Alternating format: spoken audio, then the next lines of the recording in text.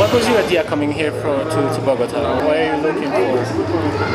Well, I'm an urbanist and I like to see, what's going on in different cities. And here in Colombia, Medellin, Bogotá, I remember a bit of Cali. And so I thought it would be interesting to, come and see what's happening. There's a lot of energy here in Bogotá, which is really remarkable, really, given what the history has been. Yeah. And so it's very exciting to be here. What do you think about this kind of project, building with the scarce, with the least possible? Because as we were talking about this space, this is building really with. Do you think this is an important part of some kind of project like this? Yeah, I think it's necessary. I mean, I think obviously social structures need to be built from the bottom up, and one of the ways of doing it is through, collective enterprises of various kinds.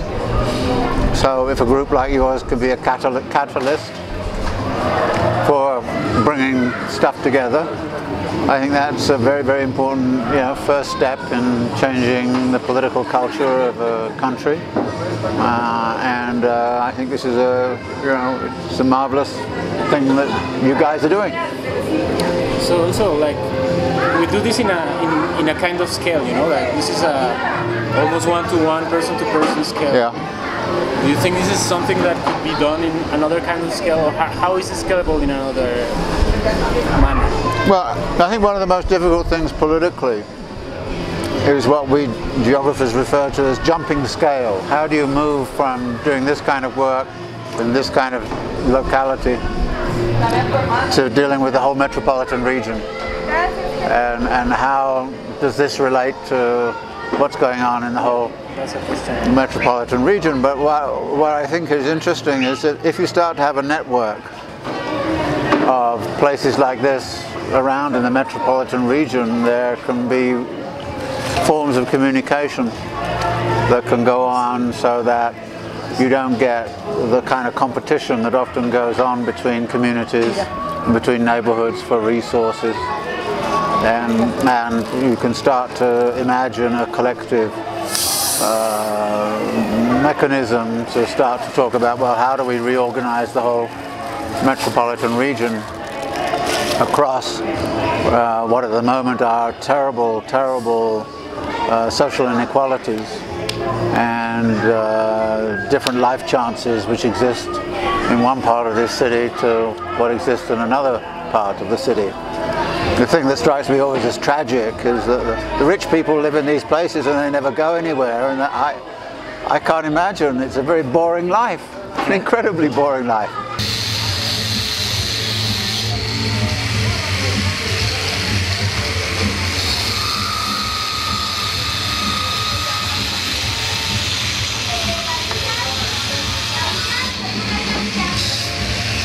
Sometimes foreign people come, they only see the chaos of the city, they only see, but we're kind of building from that. Is it a contradiction? Is it, when people have all this, they could do all these things, they all have this power, this money in a first world country, but they don't have these kind of communitary spaces? Look, it takes a little chaos to actually do anything. So I kind of think chaos is not a bad thing. I think a certain amount of chaos, total chaos is a bad thing, but a certain level of chaos can be a sort of seed ground for, I don't know, doing different and innovative things. Things come together accidentally. People meet who otherwise might not meet. I mean, that's what makes urban life so interesting, and why in those kind of bourgeois closed gated communities life is so boring, because they never meet anybody different from themselves, and this is rather tragic, I think. So we should try and emancipate and liberate the bourgeois neighborhoods from their boredom. But they're always getting, they get this comfort zone every time, like more and more. Yeah. I mean, do you see a kind of way that this gap between this kind of living in these gated communities that you talk about and this kind of, is there a way to link them, or is it impossible? Or? You know, I am not quite sure how to think about that and what to do about that. I think it's one of the great ironies that I always remember Ronald Reagan saying to the Soviets about the wall, saying, "Tear down this wall, Mr. Gorbachev." And I felt like standing in the city like Guayaquil, which has all of these gated communities, and say, "Tear down these walls, you people." So we tear down certain political walls, which are barriers to free trade, but then we erect all these other walls that actually seal everybody off so nobody can see what anybody else is doing. And I just think the irrationality of that is something that we really have to emphasize. But how to persuade, you know, these crazy rich people who want to go live behind gated communities and sort of almost, they put themselves in prisons, and you kind of say, why don't you get out of prison? And it's a kind of a very big challenge, I think, to sort of start to make that argument.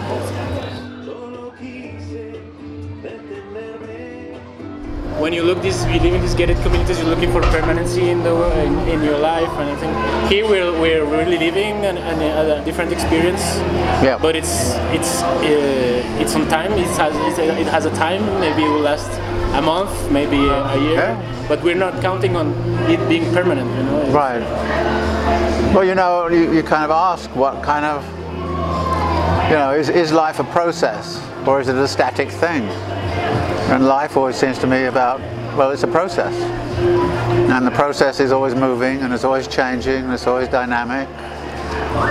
You know, why do people have to try to somehow or other shut that all off? And shut off change and get upset by chaos? I mean, I don't like chaotic traffic, I have to say, and sitting in a chaotic traffic jam for 3 hours is not my idea of fun, but that's what I mean about certain kinds of forms of chaos are good and some not so good. But then you sort of say, well, why are we living in a society where everybody has to have an automobile, where one of the main drivers of capital accumulation is the automobile and everything that goes with it, the highways and the lifestyle and everything else? Why don't we think of something different?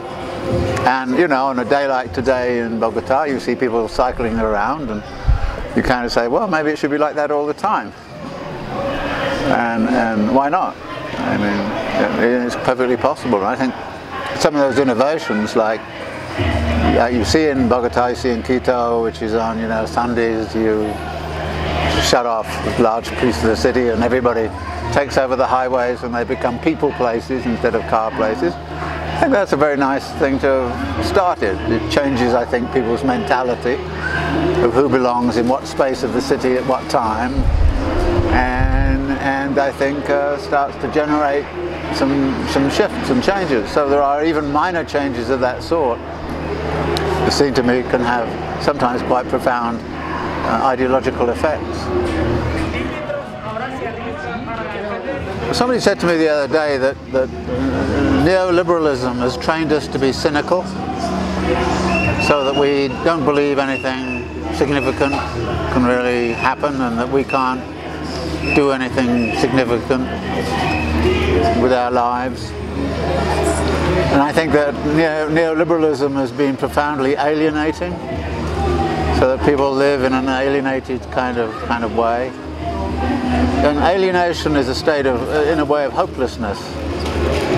And I think breaking out of that, and we see many tendencies now, people seeking to break out of it.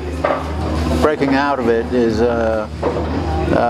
one of the things that is beginning, I think, to happen on a widespread scale. I mean, the people of your generation, like you, kind of look at the job situation and say, look, this is not very meaningful. I can't have a meaningful job. How can I construct a meaningful life? and doing things like this is meaningful and good comradeship and, you know, arguments as well. You know, I'm sure it's not all peaceful, but that's good, because conflict is okay. So, you know, this is the job. Like, this is a job, but we're not always, what we don't get is monetary. Right. It's more we're looking about relationships and investigating, trying to find new ways of relationships. Yeah, I mean, you know, there's an attempt to create an unalienated life. Exactly. In a society that's profoundly alienating. And that conflict, I think, is beginning to surge in all sorts of ways. And I think there's an increasing, actually, there's not a thought that's original to me, but David Harvey wrote a piece in which he said, I think what we're beginning to see is an alliance between the unalienated, the people who managed to do something like that, and the oppressed. And that's a very interesting way of looking at it. And I think that the fact that you're in here in this community, which is a marginalized community, and you're not building this for you know, there is an alliance of a certain sort between the unalienated and the oppressed. And I think that actually, I've been sort of perplexed, I think, over a lot of the progressive thinking these days comes out of what you might call, I don't know, cultural producers, you know, people who are involved in small art projects, or in your case, architectural projects, or you know, poetry readings, or whatever. There's a very strong kind of movement, I think, of a search for meaning. And unfortunately, we're also seeing that search for meaning captured by, you know, the new power of religion in society. Where we got the evangelicals back here and the Pentecostals doing that. Your rivals back here, you know. It's also being captured by the right wing. I mean, that's what the fascists offer, is a sense of meaning, which. So I think that this is one of the big struggles that's going on. Yeah, we're in the underground. same business as them. Yeah. Searching for. Yeah, well, and that's why you know, it's good you're colonizing breakdancing and rap music and all these things, because it's better than that music.